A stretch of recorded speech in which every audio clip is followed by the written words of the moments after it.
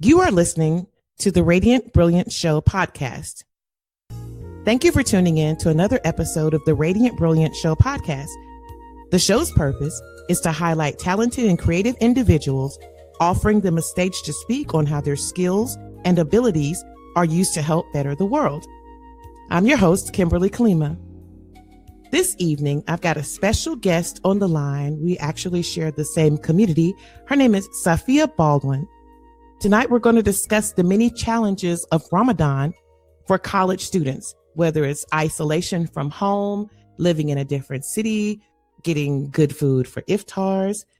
Safiyyah is actually in the age category of a lot of people from 18 to 25 who sometimes get left out of the conversation on how to maintain their deen during the special month of Ramadan. Assalamu alaikum, Sister Safiyyah. How are you this evening? Walaikum assalam. Alhamdulillah. I can't complain. How are you? I'm fine, alhamdulillah. I'm right along with you. Wonderful. Wonderful. Thank you for inviting me to be on the Radiant Brilliant Show. Well, thank you for accepting.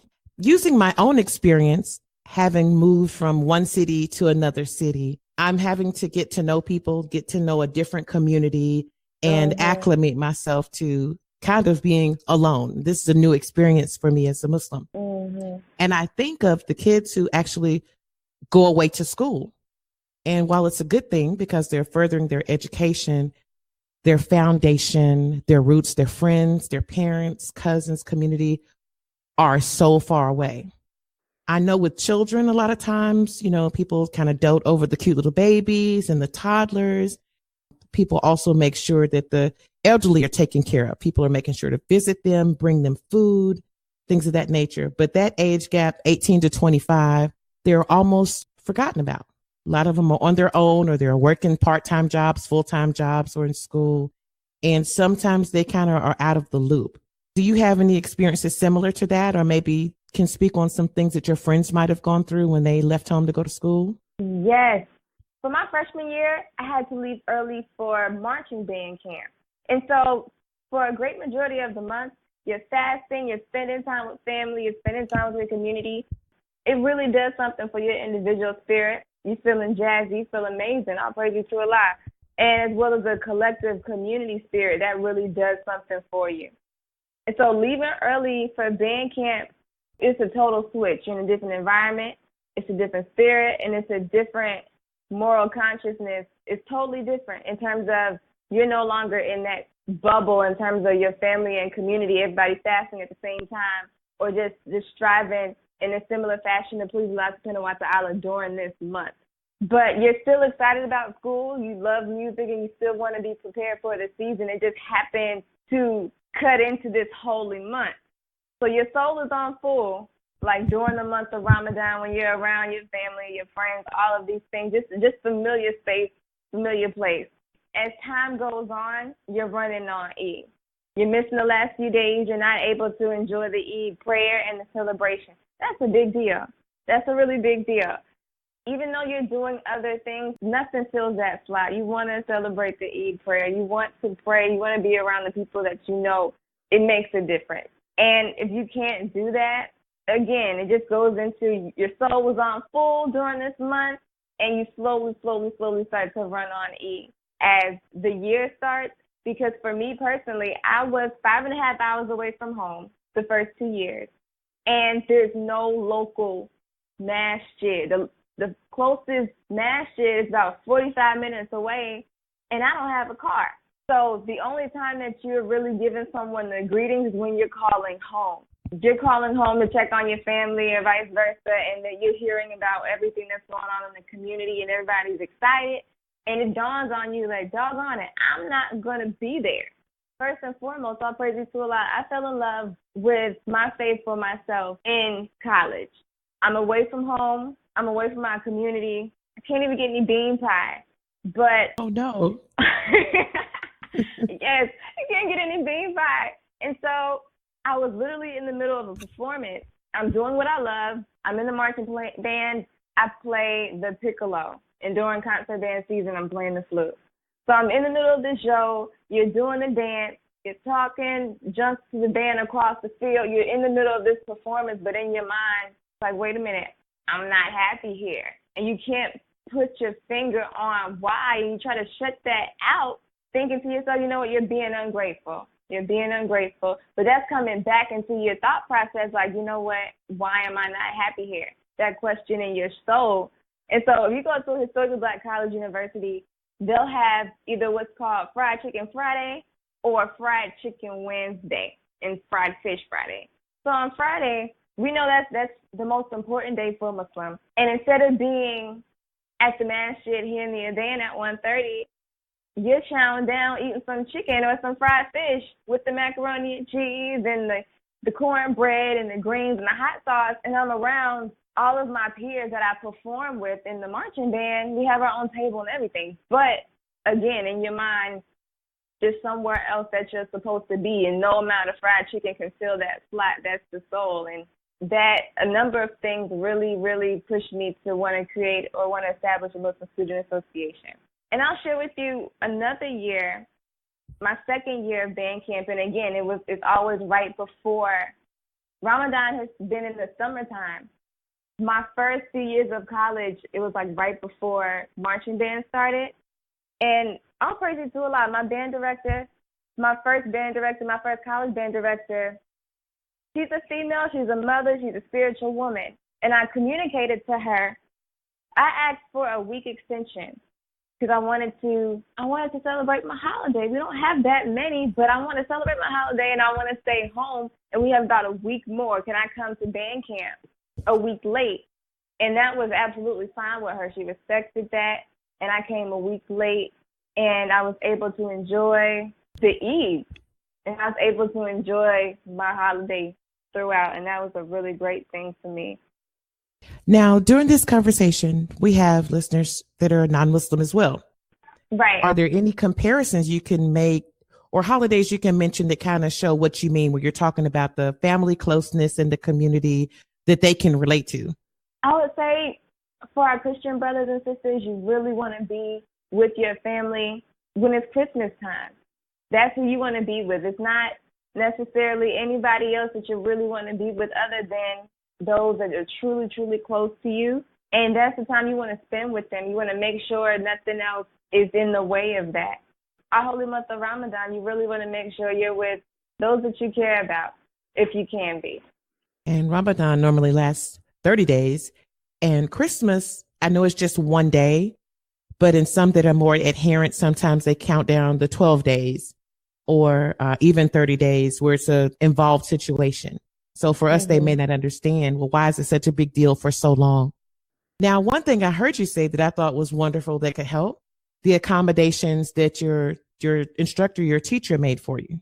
Right. Yes. She wanted to send me she was going to send me some music so I wouldn't get too far behind in learning the show, because being a part of the band the year prior, like, you knew the basics of how we function and things of that nature, just little things that make that band different from another band. You knew that those basics already, but in terms of the music, that can change from week to week. Just for her to understand that and really be just easy going about me coming in the second week opposed to having to be there when everybody else started, and respecting my faith. I really appreciate that. Honestly, even being able to communicate, you want to bring a piece of you or a piece of your community with you when you go somewhere else. And I'm famous for bringing people bean pie. And my band director is definitely my first band director from school, or the first 2 years of school. She definitely was blessed with the opportunity, her and her family, to enjoy some bean pie. So little things of that nature. I also heard you mention keeping in touch with your family and friends may help since you're away. Yeah. Calling back home. How beneficial is that? That's like a breath of fresh air, just to hear that person's voice and they catch up for however long you all have to talk on the phone together. Just to hear, even if you're not able to go home, like, you get a glimpse of what's going on and you can feel like you're there through that conversation. And that can warm your soul for however long it's going to warm your soul until you can actually physically travel home and be around your family and community. What about decorating? I know there are some Muslims that don't decorate, but there's one company that I've liked for several years called Sound Vision. And I know we purchased some lights from them before. And that kind of helps to bring the feeling to where you are as well. That's creative. That's creative. So the only time that I was away, I want to say for about a week interval for Ramadan. It was summer school. So my brother and I, we were away at school, and this time I was about like an hour and a half away. And I didn't decorate, but that's an excellent idea for those who are like literally in school to do that. We were invited, of course, to go to iftar. We definitely had the support of the Muslims in that area. Just knowing a few people makes a difference. You don't have to be like knowing everybody, because again, it's new. But that support is a big deal, and knowing the masjid is a really big deal, because again, I didn't have a car, so you can reach out to who you need to reach out to go to the Friday prayer, or just see what's going on at the masjid, or reach out to a Muslim friend. It's like, okay, we're going to this event at this time, because that's what you want to go, and that's what you want to be a part of. So that inclusion matters. Reaching out. Reaching out is a big deal, because like they're not going to know you exist unless you reach out to them, because you're new. And that's when the embrace comes in. That's when the commonalities come in. It's like, oh my goodness, you're studying this, or you do this, or we should get together on this occasion, or the masjid has this going on. How can you be a part of it? So always extending that invitation and letting people know what you need is a big deal. It's like, you know what? If you need a ride to the masjid, let somebody know. And they'll hook you up to where you don't have to worry about that if you communicate it early enough. And it could also, inshallah, foster some relationships that are long-term past Ramadan, like maybe make some new connections. Exactly. How valuable is social media for people that are away from home? Social media is so valuable, and I'll give you a few examples. You follow people that you know. Let's say they can go back as far as high school. They can go back as far as they're in your religious community, new friends that you've made in your new location, or just random people that you follow. And I'll say this, everybody doesn't put, like as far as college students are concerned, everybody doesn't put their college or the school that they're attending in their bio. So there was a number of people that I was following that went to my school, and I didn't know it. This one sister, we're living in the same building. I'm like, oh my goodness, we could have been like praying together this whole time. You live on the second floor. But all praise to Allah, Allah brought us together to know each other as sisters in faith when He brought us together. Because we were following each other on Instagram for I don't know how long, little things of that nature. And then when you finally meet that person in person, it's like, oh my goodness, we've already connected through social media. It breaks the ice early on. And then it's the even bigger surprise when you meet that person in person. Another thing that I found benefit of is a lot of masjids have been doing this probably in the last 4 or 5 years. They actually stream some of their services. Oh, yeah. Mm-hmm. So you might be able to click on and kind of tune in and listen and still get that benefit. Exactly. It could be an excellent clip part. Exactly what you needed to hear. You're not on the green carpet sitting crisscross applesauce, but you're still able to tune in. You're still able to tune in. That's true. And enjoy it. And where Allah wants that to touch your soul is going to touch your soul, like regardless if you're physically there. It's a different feel if you're physically there, but yes, it's still food for thought and food for the soul. That's true. And it could be something just until you make those other connections. So don't stop trying to make them. That could fill you in. Right. One thing you also mentioned was how the moral conscience is different for Muslims when they go away to school as opposed to their foundation at home. Can you speak to that as well, just to let people know, we still got to reach out to our young people? Oh, yeah. A sister, and I'm so grateful for just all the sincere feedback and storytelling in terms of people in my community as well as family. And one sister in particular, and the importance of checking up on people, but I'll get into that in a minute. So the sister in my community, so real. She said it like, she basically said this, it's going to be you and Allah. And I love advice like that. It's simple, it's to the point, it's beautiful and simple, it's to the point, and there's so much wisdom in it. It's going to be you and Allah. That relationship right there. When you come through challenges, because again, everybody's not living the same style of life, but you still want to respect other people and you still want other people to respect you. So coming in contact with those situations, and you need to talk to somebody, you need to vent about it, that sister called me just to check on me, and it was only by Allah's permission. Only by Allah's permission. She's like, I just want to check on you. And I was able to talk to my sister in faith and just vent. Because, again, she told me it's going to be you and Allah. And your styles of life with other people, because you have to respect that space, and that space isn't a big space. You want to come to your room and pray, and it's a totally different vibe when you're in that different environment, because you're used to being in an environment that it's like, look, we pray, this is how we eat, you want to dress modest, basic things like that. And that's not the case when you leave and go off to school and you're in this totally different environment. Not saying that other people don't respect what they respect, but sometimes you'll have a value system clash or what have you. And you want to be in the best situation for yourself, you can absolutely move to a different dorm. Like, don't ever hesitate. The RAs are there to help you. And just know that your style of life is important. You have to communicate with people, and they have to communicate with you so you can have that balance. That's all. I think you said two very important things about you will have a value system clash. I think that was the most politically correct way that you could say that. Very appropriate. Very appropriate. And one thing you mentioned earlier, that you fell in love with the dean for yourself. You're having to establish your own and stay firm on them.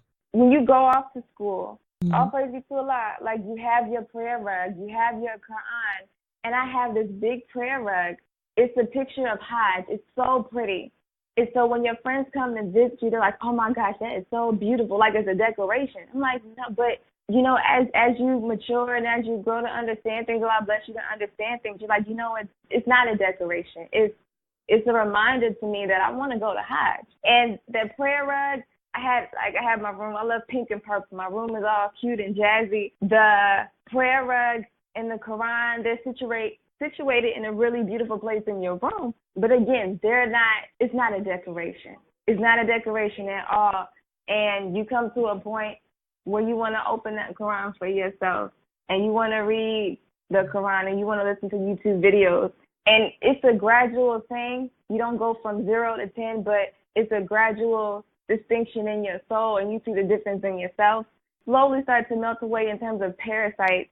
When I say parasite, just little things that you want to work on, big things you want to work on.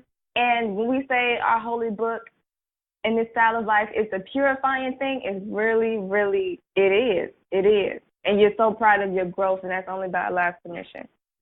Now, you mentioned also setting rules for yourself, being away from home and family. I've also read that it can make you feel closer when you set your own Ramadan goals, things you want to accomplish. And that kind of sounded like what you were mentioning, things that you want to accomplish, you can work on during that month.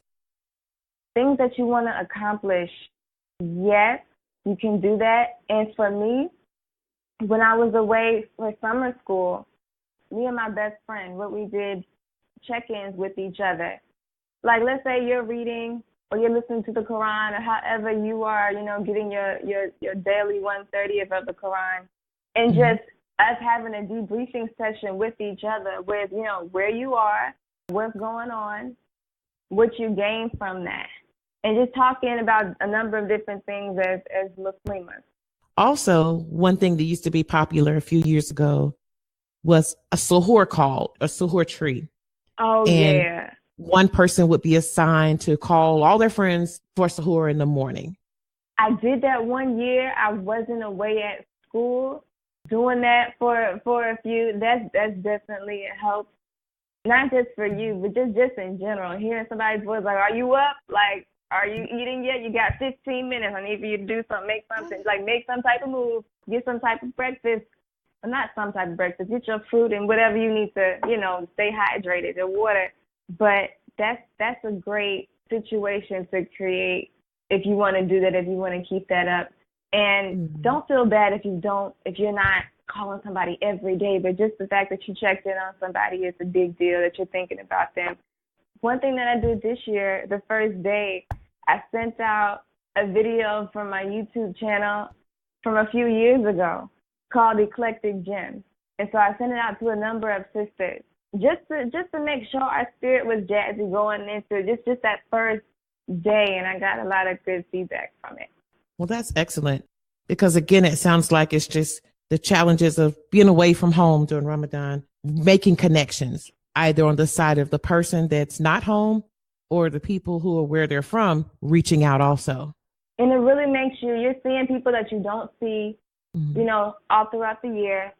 That period when I was at summer school, when it's time for iftar, what I did was I communicated to the cafeteria, the people who work in the cafeteria, that it's my holy month of Ramadan, and that my brother and I, we would needed to go plate so we could, have something to eat when it was time for us to break our fast, because the cafeteria hours, they weren't in alignment when we break fast time. It was like, okay, the caf was already going to be closed for at least an hour. So everybody was cool with it. We got our to-go containers. But again, like eating in your room, eating in your dorm by yourself, it's not the same as enjoying company and conversation with others and breaking fast together and eating all types of different food. But I'm grateful that they were accommodating. But I was after that week, I was ready to go home. It's no place like home. And you know what kind of food to expect. You know that, oh my goodness, if this person's night to cook and things of that nature, and you expect it to be there and you're excited. There's certain desserts that you only get during this holy month when sisters make it, and I'm like, okay, sis, when are you going to make that dessert? I need to be here on that night. Things of that nature. The iftars alone, they're not the same. They're not bad. That's that you can use it as reflection time, but you want to balance out your solitude and your social. You definitely want to balance that out. And so the weekends are really when people want to be around each other because they don't have to work the next day and things of that nature. But balancing out solitude and social is a big deal. I think that is excellent. That's an excellent point that you made, balancing out your solitude and your social. Mm-hmm. And as a young person, you have a lot of that coming at you, and you're not at home for mom or dad or grandma and grandpa to say, no, think about it. It's all on you. It's all on you to make those decisions. So I think that's an excellent point. Again, like you said, you fell in love with the deen for yourself. You're able to establish what it meant to you and how to apply it in your life. And times like that, especially the social times, it's really important for you to be able to pull on that. Mm-hmm. Tell me about that delicious food at college for iftars. Oh my goodness. So, and you want to, a lot of it was either really good or really decent. Like it wasn't, I don't remember not having a good iftar for that interval, that week period that Ramadan came in during that summer school session. I remember having a really good Philly cheesesteak. It could have been a chicken Philly cheese. It was just good. And it was extra good because it's extra good when you're fasting because that's what I said. This is super. They did a really good job. Am I just hungry? It was good. Either way, it was good. I was thoroughly pleased. Yeah. You're just grateful when you're just really, really like, you know what, this is a good, I'm glad I didn't have, it's already paid for, I'm going to eat it. That's what it is. So. Well, that's good.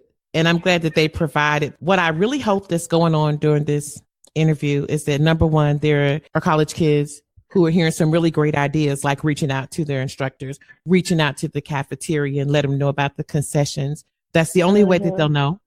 And if there's any pushback, they have things in place to take care of that. I also hope that there are people who have loved ones away who maybe haven't had this conversation. Oh, how are you, Jim? Oh, I'm fine. And they're not really saying these things about how they miss their family. I hope they're listening and they're getting a bird's eye view of how it really goes on for young people away from home. And you really need your support system. Like regardless of you thinking that you're growing on your own, you need your support system. Mm-hmm. Like it takes a community to raise a child. It takes a community and a support system for you to thrive in your education, in your life, just on multiple levels. Allah is with you. You're not alone. Allah is closer to you than your jugular vein. But you also need that support system from other people. And you have to create that. I learned that I have to create that. If I go somewhere to go off to school, I want to create a relationship with that local masjid community, and I want to make some connections with some other Muslims in that area. You definitely need that. And it's not like you don't have other friends who are not Muslim, but it's nothing like being able to have a friend to go to Friday prayer with, things of that nature. So you have to make that situation for yourself, and it's not hard. it's not necessarily hard. It's just putting yourself in a position to meet different people. And Allah will bring you all together how he sees fit. So you have to have your support system. It goes in alignment with you being successful on different levels at school. Get what you need. It's like we'll get our food, we'll get all the groceries we need, but you need your support system too. Another opportunity to meet new people is doing charity or volunteer work. Sure. And I know there are lots of opportunities for that during the month of Ramadan. That's interesting. I've seen several organizations that I may not have known were in existence, but during the month of Ramadan, all kind of organizations come out where we're feeding, we're offering hijabs to sisters, and you're like, oh, well, that's a community I didn't know existed. So looking for some of those opportunities sometimes can help bring them closer to a community when they're away from home. The spirit is elevated, and you're meeting all types of people. Like, let's say you're in the grocery store, you see somebody wrapped up, just obviously that person's Muslim, and you give that person a greeting. And if other people would see this, they would think that you've known that person for over 20 years. You met them 30 seconds ago. But the spirit of Ramadan will do that for you, even leading into that month. You're greeting people. That's a connection as well. If you're trying to shop and you run into somebody, just taking that time out to give the greeting, it makes a big difference. It's not that you don't do that on a regular basis, but again, it's amplified during that month. That's a good point as well, because that's when you really see a lot of Muslim sisters out shopping. Carts and carts. Yes. Where they're getting it. Their breakfast food. Yes. Yep. They might be getting it for their family. They may be having something at the masjid. They may be doing something in the community, but either way, they got cart after cart. People will stop and watch you giving greetings, and they're so amazed. Do you know that person? Nope. Yes. That's my brother or sister in faith. Yes. They're like, what? Is it that big a deal? Yes, it is. It really is. That's how it is. That's a big deal. And if you don't give somebody else that same type of greeting, it's not that you don't like them or don't love them. It's just that person, whoever you're greeting, is your sister in faith. Yep. And you're excited to see her. And you seeing her for that first time doesn't take away from the joy in the greeting or in the hug. It's a big deal. It is. It is. Well, we have had our 30-minute discussion on the challenges of Ramadan for kids away from home or kids in college, and especially the feelings of being alone during Ramadan. I want to thank you so much, Sister Safiyyah, for joining and actually giving me a bird's eye view of someone who was away from home and experiencing Ramadan. Can you give the listeners any other information about the things that you're doing going forward? I'm going to say I have Instagram, YouTube, and a blog. As of right now, I'll say that we're currently in the month of Ramadan. The past few years have served as a creative renaissance for me. Not just a creative renaissance, but spiritual as well. But just a lot of writing going on. In all forms of writing going on. So inshallah, I'm going to stay tuned, but I will share my social media account. Okay, that'll be perfect. And I will also include them on the post with the podcast. Thank you. I appreciate it. Well, I'd like to thank everyone for tuning in to another episode of the Radiant Brilliant Show, especially during this month of Ramadan. A lot of people pull back from social media. This podcast will be available now and after Ramadan, inshallah. So Ramadan Mubarak to all the Muslim listeners. You can find episodes of The Radiant Brilliant Show at www.theradiantbrilliantshow.com. We're also available under iTunes and Facebook under The Radiant Brilliant Show. Available on Google Plus as well, and TRBS Show on Instagram. Thank you again for tuning in, and may Allah accept our prayers, our good intentions, and our good deeds during this month of Ramadan. Assalamu alaikum, and we will catch you on next week.